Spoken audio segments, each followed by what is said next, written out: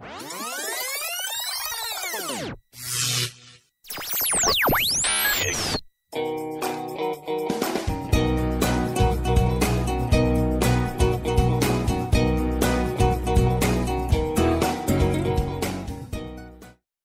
afternoon again, and welcome back to Prime Time, the programme for those of mature years but still young in heart. And we have a couple of prime examples of that today on the sofa. We've got Rae Fitzgerald from the Weston and Worle Bridge Club, and Pat Hase. Pat Hase from the University of the Third Age. Over to you, Anne. Thank you very much. Well, Rae, tell us all about the bridge scene in Weston-super-Mare and how long you've been associated with it, because I suspect, I think I've heard of you in the past, so I suspect you've been involved in it for quite some time. Well, I have, yes. We're very lucky in the Western area that there are a lot of bridge clubs around. We're the Weston and Worle Bridge Club. Right. We have a membership of between 50 and 60 members. Excellent. With age is ranging from about 50 to 90. Wow. Great.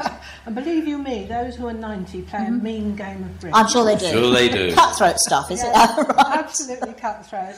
But of course, in the bridge world, we're looking to try and attract younger people. Of course.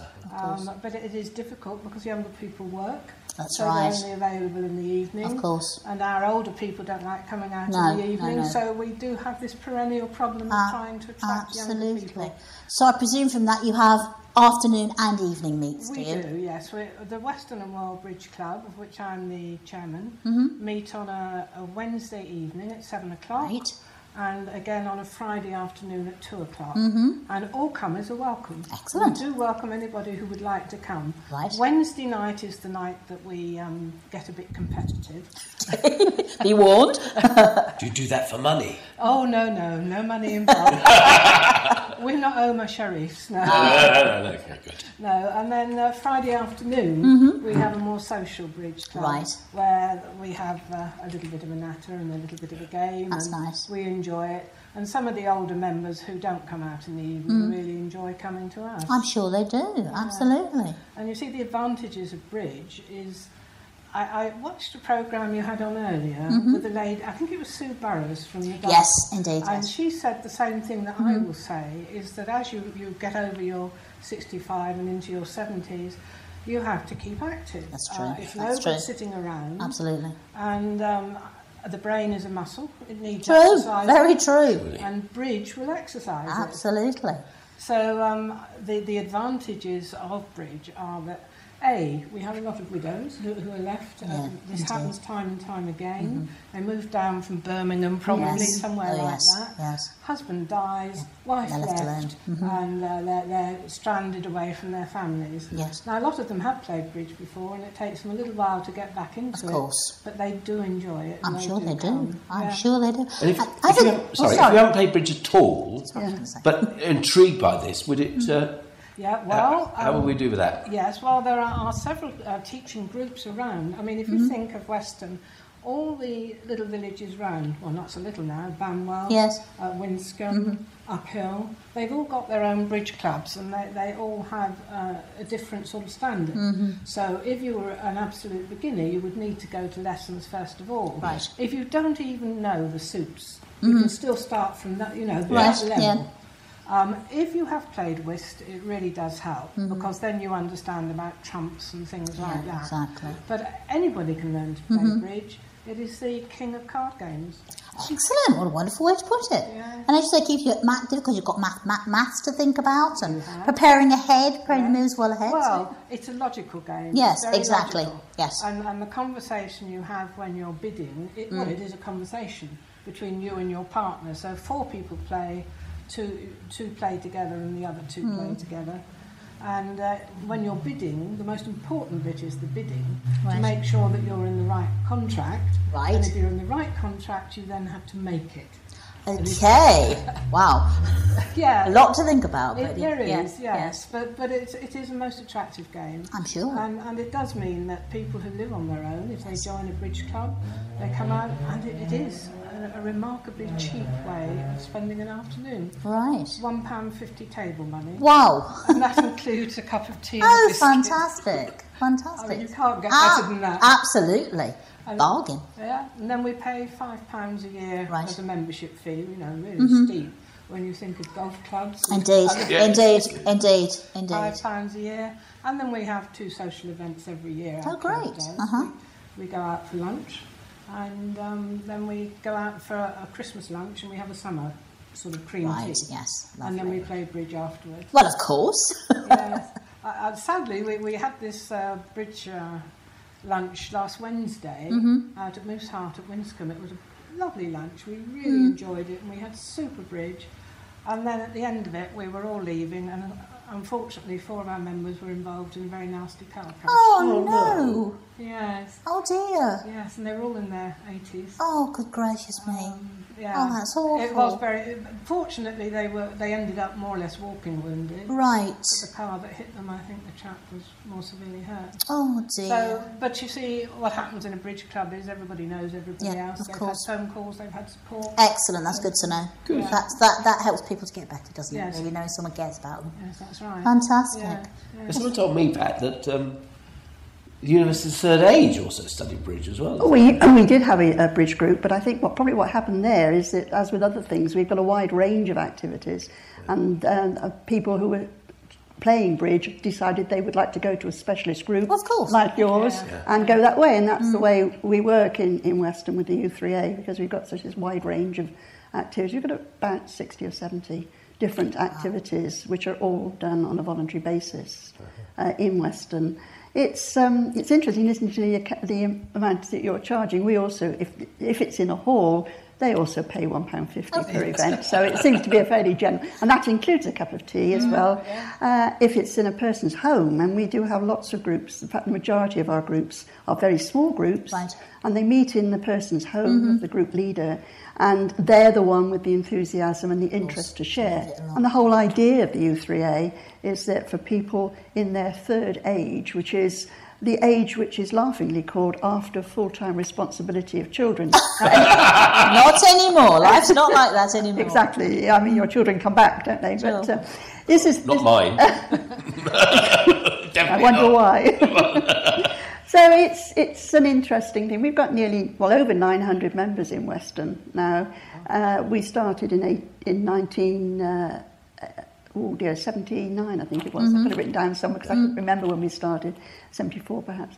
And it's something which has gradually grown from an international thing which started in France called the University for Third Age. And there are now about 800 groups across the country in this country. I know, my mother, who lived in Buckinghamshire, was a passionate adherent, actually. She studied art history and a number of other related subjects with the University of Third Age. And she found it very useful because she had, at one point, she had a stroke towards the end of her life, which left her very much confined to the house, but people would come round to her, which was terrific, and share knowledge and have a discussion and so on. I think it's a support group, isn't it? It is as much as anything. Like that. You get the support of other people who are in a similar situation. It's actually keeping, as you've mentioned before, keeping the brain active and also the body, because we offer Keep Fit and yoga and other activities. It's keeping the brain and body active and meeting other people and generally sharing enthusiasms. It's, over the country, it's tremendously well received now, and I hope that we seem to be doing quite a good job in Weston.